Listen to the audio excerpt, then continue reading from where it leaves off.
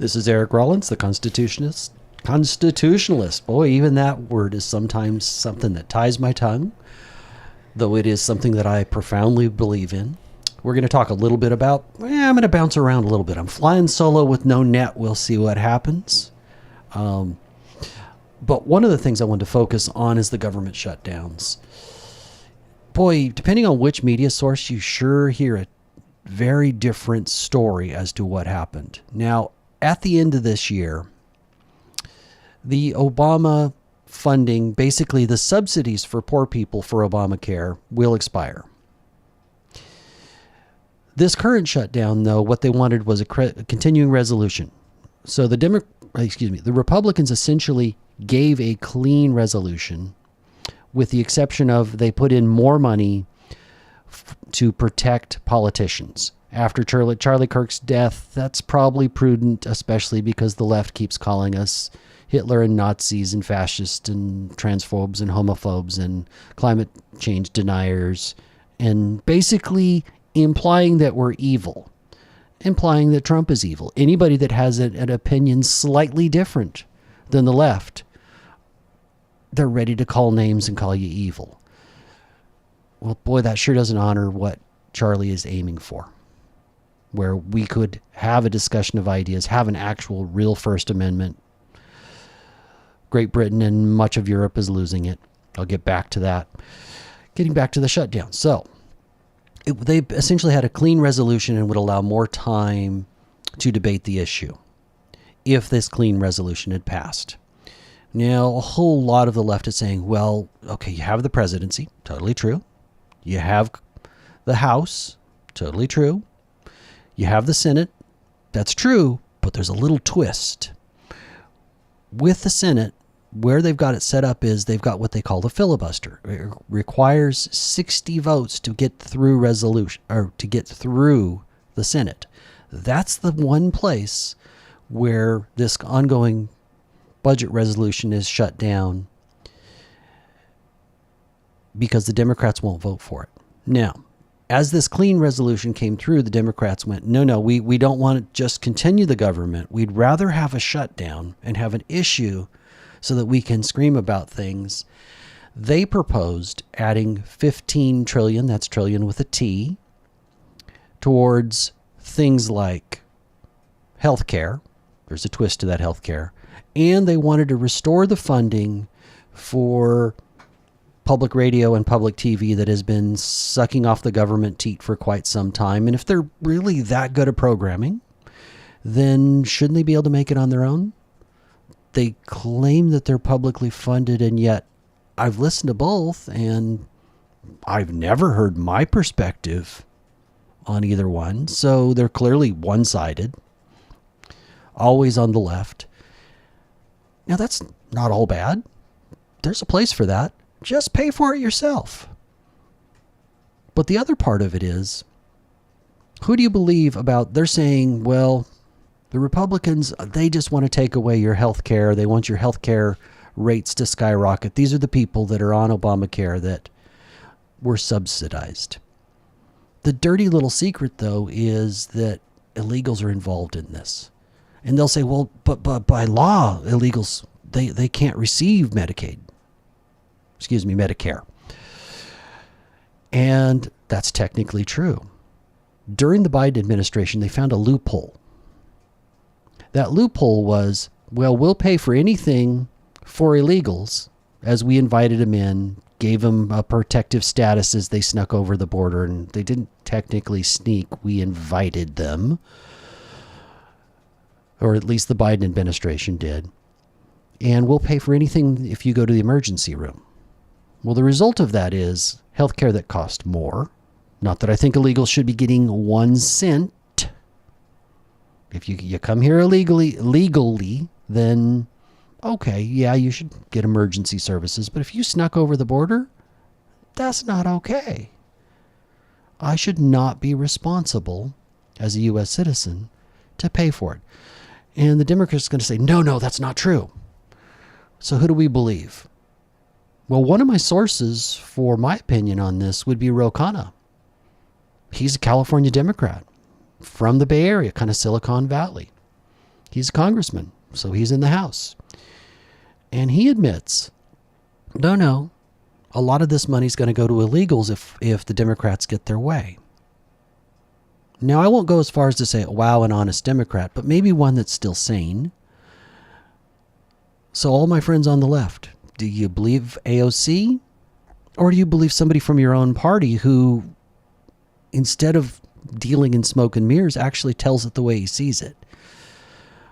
I tend to believe Ro Khanna, not just because that's my position, but because I've caught AOC, Bernie Sanders, Chuck Schumer, and Obama Light, what is his name? Hakeem Jeffries.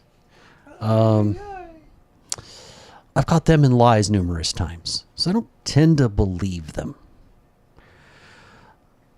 So what it comes down to is, are you for healthcare for illegals or not?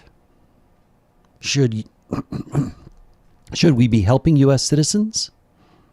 Maybe in some cases. Are we obligated to help the whole entire world? Not because of charity. This is government doing it. If government's doing it, it's not actually charity. I don't believe. See, because charity is an act of giving that I chose to do. And we all have an obligation for charity. But if the government does it, if government gives away welfare, is that charity? I don't think it is. I think that in a biblical sense, it does not meet the definition. In a non-biblical sense, it also does not meet the definition. It does not relieve you of that obligation that we, with our successes, should go out and help each other. It's essentially a good works type of thing. Yeah. So, if we're not relieved of that debt, but now one side of the always sees it through the lens of, well, but we need more government to take care of people, and then that takes care of my charity. No, it really doesn't take care of the charity. And then the problem with the left in this case is they know all these things and they have all these plans, but they don't actually seem to care if they work and lift people up out of poverty. Instead, it's like this set of low expectations that traps people. Ooh. That's good. So are you saying that there are being hypocrites in this thing? The Dems, how many times has this been shut down, and they really always try to blame Trump? So are they being hypocrites in this? I guarantee that politicians are going to be hypocrites. In this case, they're the bigger hypocrites. Yeah. But politicians, there's even occasionally times when Trump is hypocritical, though you have to always look close with Trump and go, he's strategizing. Is he strategizing? Yeah. Is he trolling? Yes. And just having some fun? The memes he's posted on that. Oh, yeah. Yes. He's often having a lot of fun. And the left always seems to take the bait. But if you're a party of victims, if you spend all your time reacting, not really leading, coming up, having essentially weak men give resolutions or come up with ideas, and those ideas, like Gavin Newsom, always seem to be taking away more power from the individual. Yeah. Well, I see. Don't you see that the media is, they're on their side. They're always been in the tank for the Democrat Party. But what I saw, the Trapper Tapper guy, they're even calling, baloney on the Democrats that are coming on the programs now. They're kind of like, enough is enough. Even The View, Whoopi Goldberg was against the shutdown. So I think they're really listening to the far left versus even the progressives and the media. What do you think? Well, I agree with your point about the media, that they're bought off. And a large part of that isn't necessarily that those individuals are there. The corporate structure is paid for on television largely by ads that have to do with big pharma. The big pharma people tend to be very left. But again, I think that if you are not aware of subjective truth, if you are always, again, a victim, and you always have to be for the latest thing. That's what wokeism is. It's being for the latest thing. It's not a set of principles. It's, oh, well, the biggest victim, why, that's the most important person. That's why I did a show not too long ago as a joke about the criminal, the guy that commits rape or murder. They're the ultimate victim. Yep. Well, what's the logical conclusion? If you follow wokeism, you're always looking for the person that is the most oppressed. Well, who's more oppressed than the criminal? So they should be let go. I mean, we should forgive everything, right? There Yeah. shouldn't be any consequences. That's what wokeism seems to want. There's no consequences for any behavior they like, and you need to be canceled for having a slightly different opinion than them. They're not reasonable. No, they're not reasonable, but they're trying to perform. They're influencers. It's more like a reality show to them. Like they're outside the speaker's office, doing all these shenanigans just so they get the camera on them. It's they're versus worrying about the paychecks of the military. So they're just they're not even pandering anymore. They don't. They know that they're not even hiding it. It's just so just ridiculous.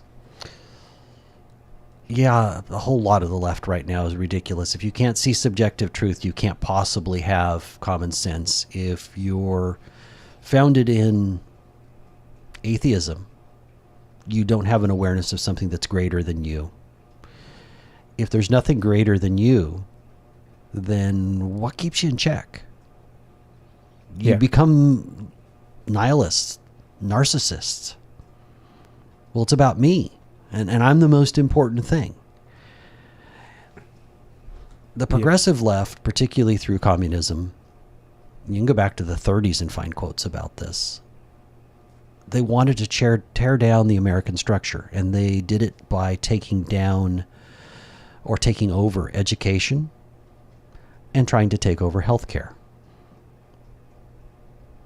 And everybody on the left seems to say healthcare is a right. I don't see that enumerated in the Constitution. I see that as life, liberty, happiness, but I don't see where somebody else has to pay for your health care.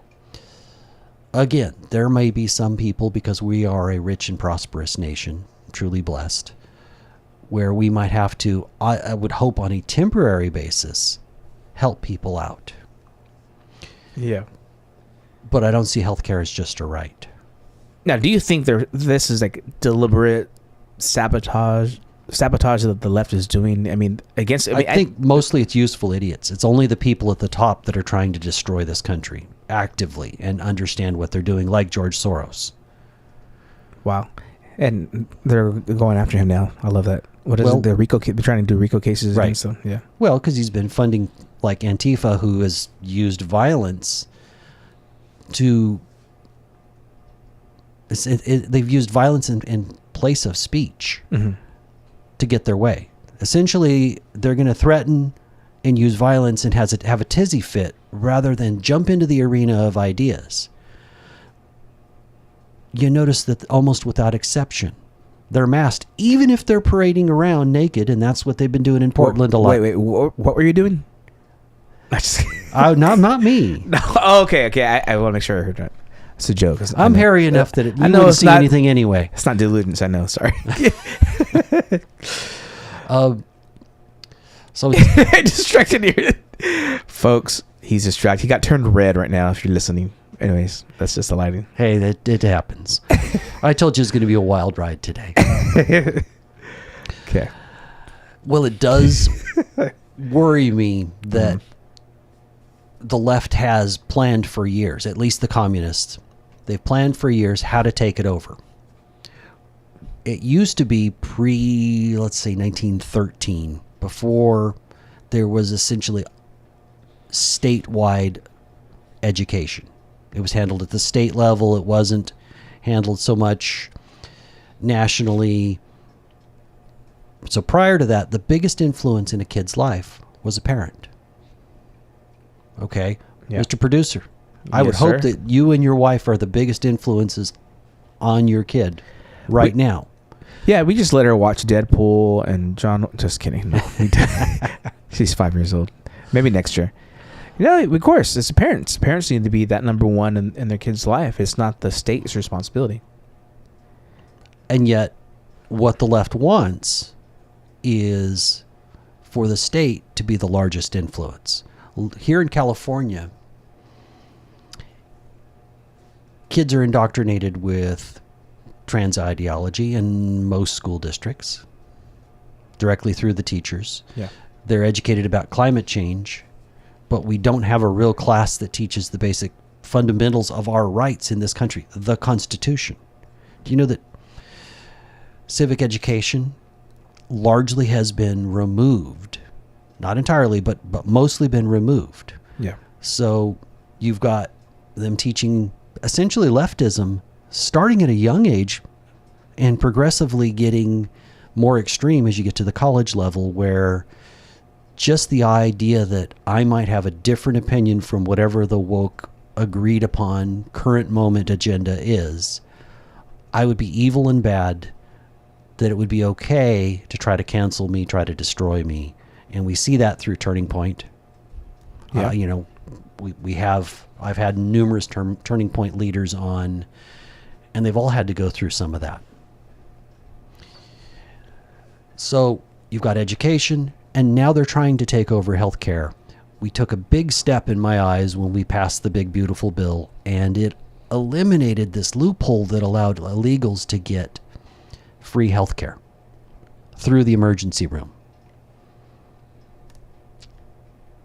Huh. Uh-oh. Well, if they're getting free healthcare through the emergency room, that means that when regular American citizens have to go to the emergency room, and here in California, this is a real problem. I've had some friends have to go recently, and they have to wait for hours waiting through the line, but a huge portion of that line is illegals. Do you believe, and this is kind of a question for my listeners, do you believe that illegals have got to go? From my perspective, everybody that's a criminal absolutely has to go. There's not even any question. Then, number 2, are they signed up for welfare? Did they register to vote? And let's face it, here in California, it's motor voter. An illegal can get a driver's license. And unless you actually opt out and you know how to use that system, they're going to get a ballot. Now, my friends on the left would say, oh, well, no, that can't happen. Of course it could happen. All they have to do is say, oh, yes, I'm a citizen. Yeah. There's zero proof. We've got to, literally, you don't have to show some of the right say that too. Yeah. Yeah. Well, you don't have to show anything Yeah. to prove that you're a citizen. You just click whatever box you think as you're going through that at the DMV as you're getting your first driver's license. So we have a broken system without fail-safes here in California. We have a governor that is willing to say whatever it is. And then if he's saying a big whopper, he really starts doing things to distract you with his hands as he speaks really big. I'm going to go ahead and play my first clip. It starts with Gavin talking about this budget surplus, and then in a very short period of time. And he's going to blame it on Trump. But I would say, how does Trump make California spend money? He's going to say, well, the economy dropped, except I got my first check from the state, and I didn't ask for it. I got my first about 6 months, 8 months, a year, something in that range during COVID. I have Republican versus Democrats. That's not the one? I thought I sent you one with a whole bunch of Gavin. Oh, let me see. I guess we'll Well, I guess we're going to find out. Here we go. Working with fucking Democrats one day, Republicans the next fucking day.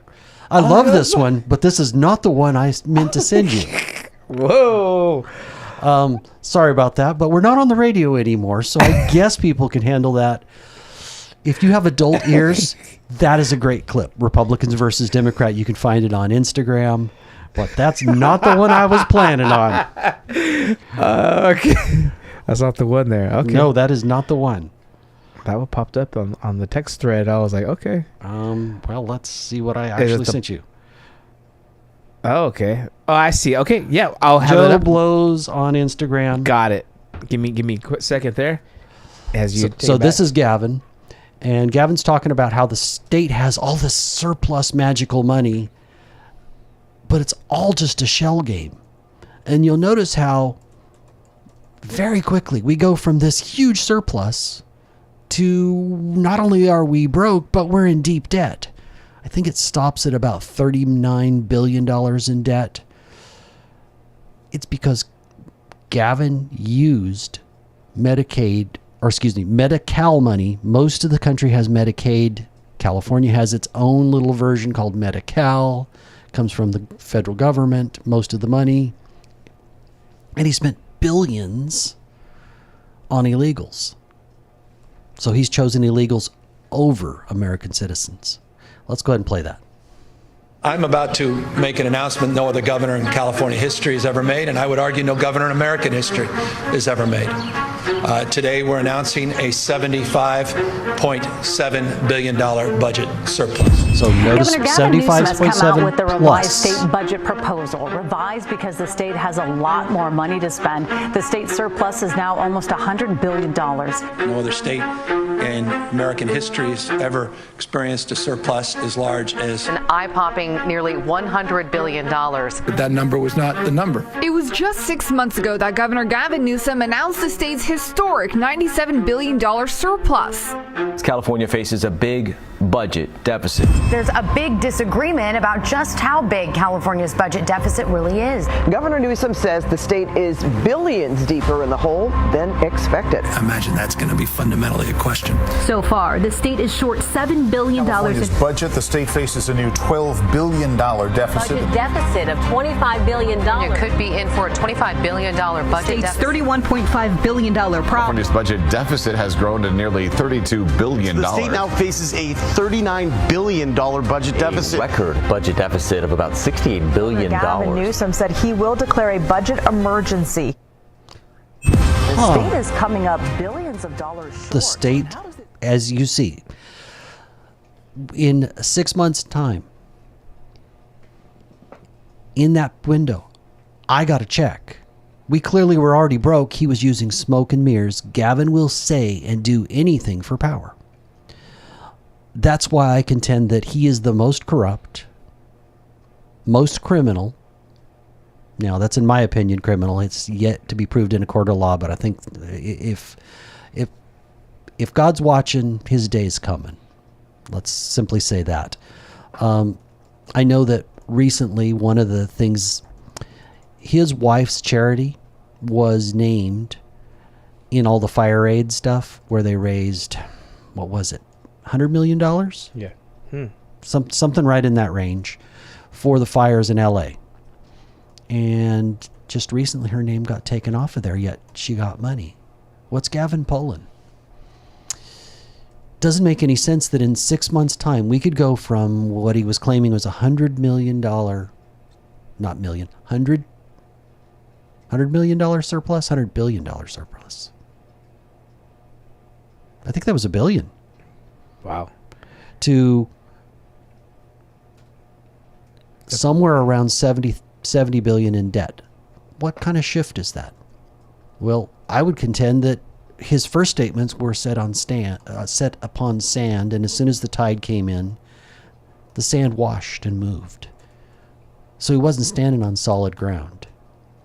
And now this same man has decided, because he's running for president, and don't doubt me for a second, that he needed to find a way to be the center of attention, because Gavin Newsom, for me, equals corruption, and I think he also is the ultimate narcissist. He's such a narcissist that he doesn't even realize that other people exist, except as ways to be manipulated, as vessels that might get him where he wants to go. In other words, I think Gavin is one of the best liberal singers I've ever seen, but he can only hit one note. Wow. Me, me, me, me. Man, I didn't even know you had that in you. Yeah. Well, I can hit that note. I can't hit any other. I guess I have that in common with Gavin. So here we have a state where he's decided he needs more power, and the way that he could stay in the public eye is to try to redistrict. Now, he's saying that he's reacting to what's happening in Texas. Texas was sued by Joe Biden, President Joe Biden at the time's DOJ, Department of Justice, about their districting. You know, their congressional districts. And then a court ruled on it. And a court said, Texas, you have to redistrict. Now, Trump then made it more difficult because he said, well, yeah, I want Texas to get me 5 more seats. That did make it more complicated. But Texas was ordered and had to redistrict. Everybody, whether it's the right or the left, when they have power, they tend to draw districts in their favor. California, on the other hand, actually does something different. Twice now, through the ballot initiative process, California has a ballot initiative process because our legislators are, well, incompetent, largely. Not exclusively, but largely, have said that we are supposed to have an independent commission for redistricting to draw the map lines for each district. Well, Prop 50, it suspends that till 2030. I see it as doing the wrong thing. If Gavin truly believed he was doing the right thing by suspending that and allowing politicians to pick their districts. In other words, politicians get to pick their voters. Then it wouldn't expire in 2030, would it? You know, he keeps saying he's saving democracy, but he keeps forgetting, just like most of the left, that we're actually a representative republic, that there's a balance of power. And in a republic, in theory, the minority still has rights.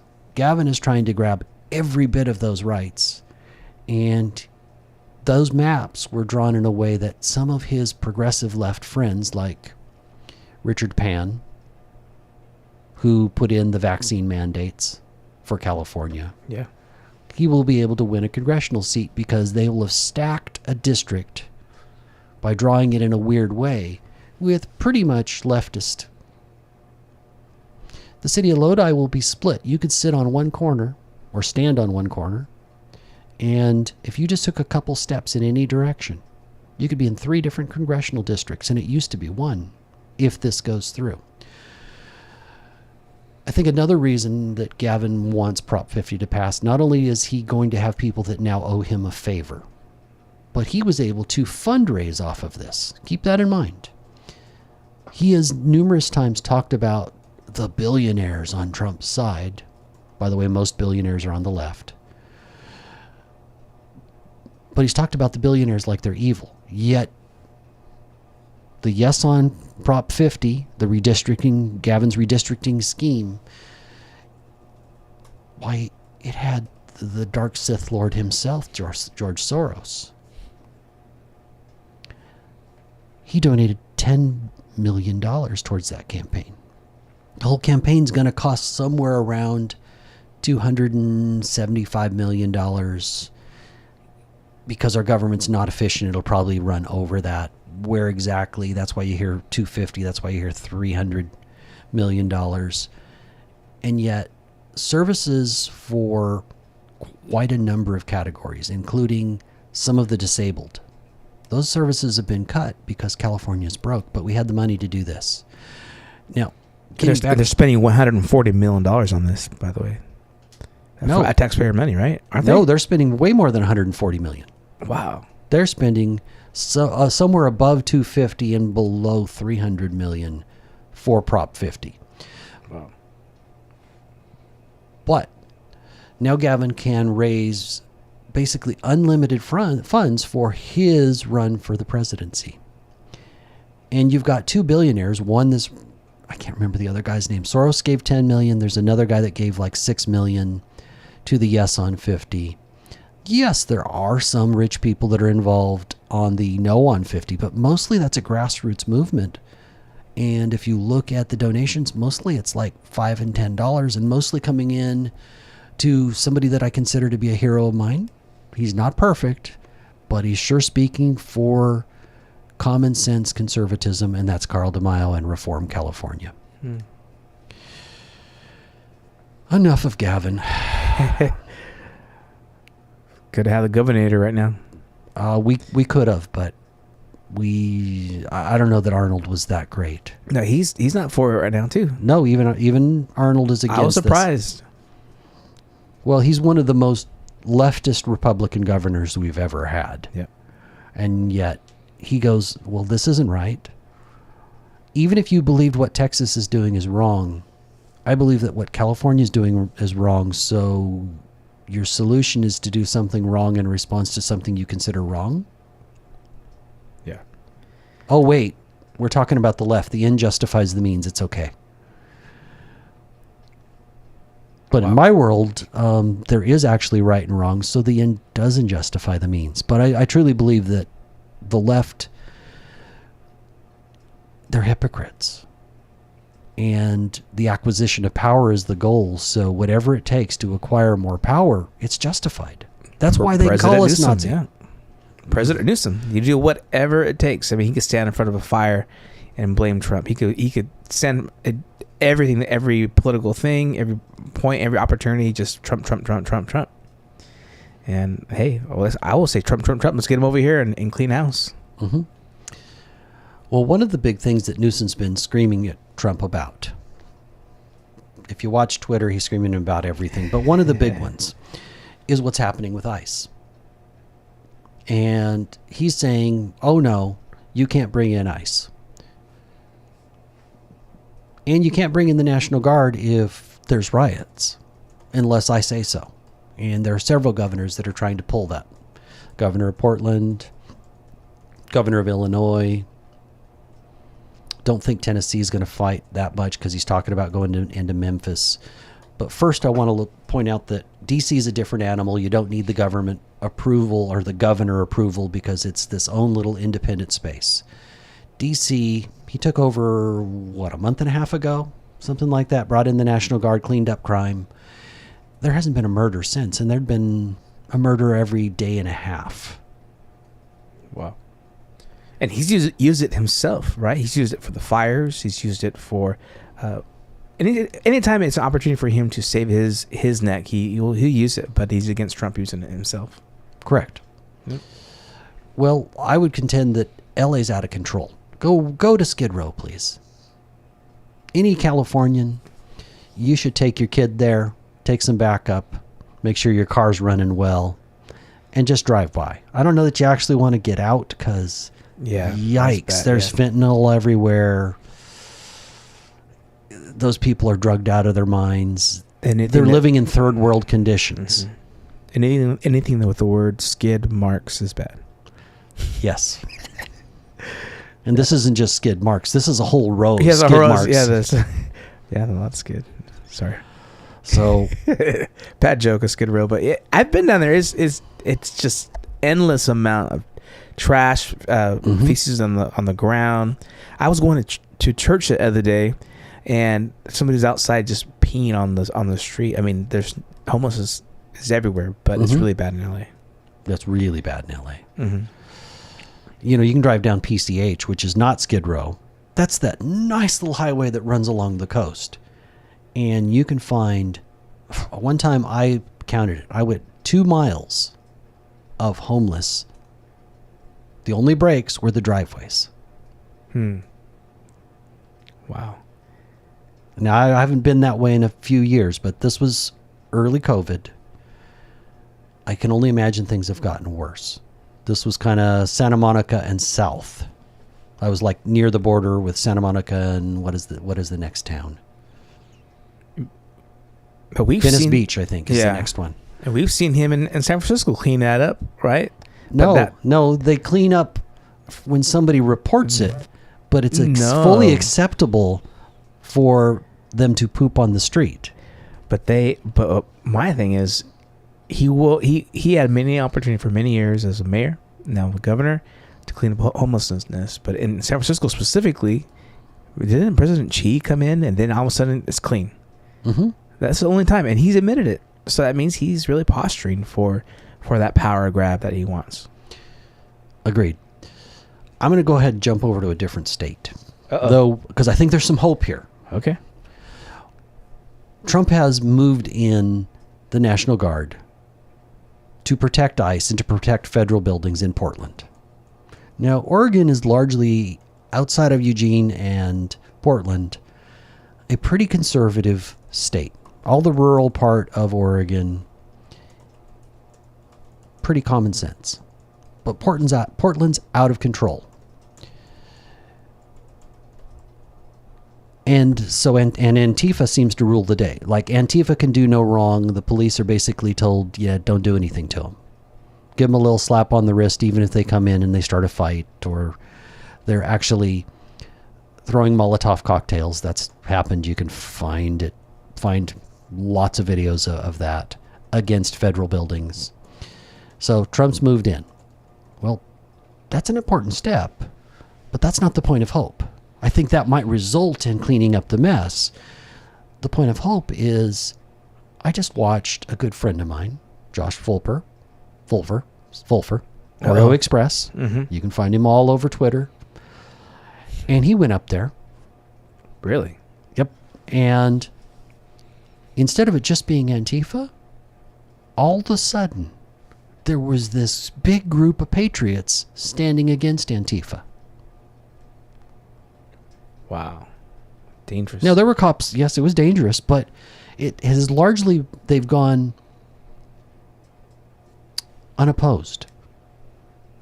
Like, the cops have their hands tied. I don't believe that when Trump gets the National Guard, their hands are going to be tied. But the cops, the local cops, their hands are tied because you realize that the city government controls the budget of the police department and essentially tells the police chief, and then from the police chief, the average officer, what to do. Because there's no pushback. Now all of a sudden, there's a group of patriots that have had enough. And they're standing against Antifa. And they're essentially a wall between what Antifa wanted to vandalize. And then there are cops there. And then the cops, of course, have to protect everybody, because they're told hands off Antifa, but at the same time, they can't really just, now that it's all being videotaped, yeah, they can't really do anything to the patriots either. Folks, there's a lesson there. We have to stand for what we believe in. Sometimes it's dangerous. It's particularly difficult when you're the first one. And it's a minority, wouldn't you say that in Portland? Yes. Yeah, because if you have, like, I saw something on was it Lemon, the lemon guy you like, John Lemon? Not John. Don. I know, it's Don Lemon. He was on the street and he was asking about the National Guard. Do you want them here? And every walk of life, rich, poor, were like, yeah, bring him. We want them. No, you remember the two women he interviewed, and they were like, crime's out of control. It's dangerous here, but we don't want Trump here. They were that deranged, but they were like, I saw some animated about, oh my God, it's out of control. Yeah. It's wild. It's dangerous. But then he says, well, then do you want Trump to bring in the National Guard? And it was interesting that they completely had the opinion that yes, they needed help. But at the second it was Trump, they were like, oh, well, no, we can't have any help. But if the governor or somebody else wanted them there. Right. Before, yeah. But everybody else in Le Monde show. That's the one. That's the nickname. You had a nickname for him. I couldn't figure out what it was. Oh, I don't know. Le Monde. Yeah. Le Monde. Okay. Or Sour Lemon. Everybody else he interviewed in Chicago was like, oh yes, we actually need to not have to dodge bullets. You know, a normal weekend and there'll be 70 people shot Everybody wants 70. Yeah. Everybody And, wants you know, law and 5, order, 6, yeah. 7, sometimes 10 killed. No big deal. Is that what they want? The hill they want to die on? Like they want to be the party of violence. They want to be the party of against law and order. It seems like they're always on the wrong side of issues just because the name Trump is attached to a side. Well, if they're a party of reaction, he keeps pushing them into this corner. Mm-hmm. Look when he commented on Tylenol. Oh, their reaction, a percentage of the hardcore crazy left, was to take a bunch of Tylenol, and some poor stupid woman might have killed herself and might have killed her baby. I hadn't heard the final of what happened with that, but she took a bunch of Tylenol and she ended up in the emergency room and then the ICU. And it wasn't clear whether she was going to make it. I just never heard what finally happened. So where do we find hope in all this? I think there's hope. I wouldn't be doing this if I didn't believe there was hope. I even believe there's hope here in Commie, California, run by Lord Newsom and his band of drunken Democrats. The reason there's hope is because more grassroots people are willing to stand up. As I go to grassroots meetings, and I've been doing this now since early COVID, there's more groups, there's more people, there's more interest, and most importantly, there's young people. Now, they're not going to grassroots groups. They're generally with Turning Point, young Republicans. But if you looked at Charlie Kirk's funeral, do you know that there were 100,000 people inside? Approximately 70% of them were under 30. Under 30 people don't have any money. They have time, but they don't have any money. And yet, they still went. It's rare for somebody under 30 to have much money. You're just starting out. Yeah. They still went to that funeral. There were another 200,000 people outside because the arena was well beyond capacity. And there were more people watching that worldwide. So we're becoming a more Christian nation. Bible sales are up. We're becoming a more conservative nation. Though culture takes a while. Mm-hmm. Think about early COVID. The nut jobs ruled the day. There wasn't any pushback. Oh, they just said, well, we have to embrace every trans idea. And only a few people were brave enough, were the first ones to stand against that. Now there's a coalition standing against that. And that's not the only thing. There's also a huge number of people that are fighting for election integrity because we realize that our votes don't really count if cheating is easy. I don't want cheating to be easy. I want as safe an election as possible that holds politicians accountable. I don't want them to be able to cheat their way to hold their office or you just use money. I want one vote to count for one vote. And the idea that in California you could very easily manipulate the system, that's not okay. But we have a voter ID initiative that's coming. So when you see somebody out there asking, will you sign the petition for voter ID? You need to do it. This is a place of hope. Can begin to fix California. Folks, as always, I love this opportunity to talk to you. And I hope you have an awesome weekend. This is Eric Rollins, the Constitutionalist, signing out.